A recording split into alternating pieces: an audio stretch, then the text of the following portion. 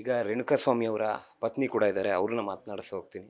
Madam, ಕಡೆಯದಾಗಿ ನಿಮ್ಮ ಪತಿ ರೇಣುಕಾಸ್ವಾಮಿ ಅವರು ಯಾವತ್ತು ಕರೆ ಮಾಡಿದ್ರು, ಈ ದರ್ಶನ್ ಅವರ ವಿಚಾರಕ್ಕೆ ಸಂಬಂಧಪಟ್ಟಂತೆ ಈ ಹಿಂದೆ ಏನಾದರೂ ಹೇಳ್ಕೊಂಡಿದ್ರಾ ಅಂತ ನಿಮ್ಮ ಹತ್ರ? ಶನಿವಾರ ಡ್ಯೂಟಿಗೆ ಹೋದವ್ರು ಅಲ್ಲಿ ಮಧ್ಯಾಹ್ನ ಹೊತ್ತು ಫೋನ್ ಮಾಡಿ 4 ಜನ ಹಳೆ ಫ್ರೆಂಡ್ಸ್ ಸಿಕ್ಕಿದ್ದಾರೆ, ಊಟಕ್ಕೆ ಬರೋಳೆ 7:15 ಬರ್ತಾನೆ ಅಂದರೆ 7:15 ಫೋನ್ ಸ್ವಿಚ್ ಆಫೇ ಐತಿ.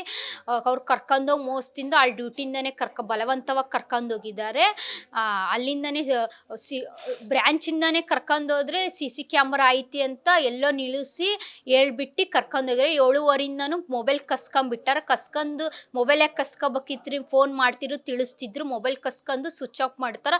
ಆಮೇಲೆ ನಿನ್ನೆ ಡೆಡ್ ಬಾಡಿ ಬಂದಾಗ ನಮ್ಮ ಮನೆಯವ್ರ ಥರನೇ ಅನಿಸ್ಲಿಲ್ಲ, ಆ ಥರ ವಿಕಾರವಾಗಿ ಮೂಗು ಚಪ್ಪಟ್ಟಿ ಆ ಥರ ನಮ್ಮ ಮನೆಯವರು ಇರೋದೇ ಈ ಥರ ಇದ್ದಾರೆ ಆಕಾರ. ಆದರೂ ಅದ್ರೊಳಗೆ 10-12 ಜನ ಒಬ್ಬನೇ 10-12 ಜನ ಆಗಿ ಹೊಡೆದಾರೆ. ನಾನು ಪ್ರೆಗ್ನೆಂಟ್ ಬೇರೆ ಇದ್ದಾನೆ, 5 ತಿಂಗಳು ಅಂತ ಹೆಂಡ್ತಿ ಪ್ರೆಗ್ನೆಂಟ್ ಇದ್ದಾಳೆ, ಬಿಡು ಅಂತರೂ ಬಿಟ್ಟಿಲ್ಲ.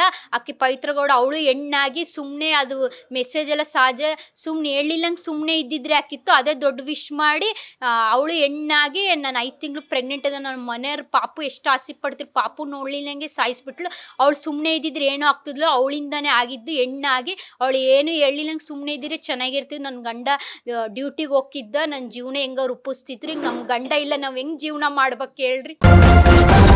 ನ್ಯೂಸ್ ಫಸ್ಟ್, ನಿರ್ಭೀತಿಯಿಂದ ನಿಮ್ಮ ಪರವಾಗಿ.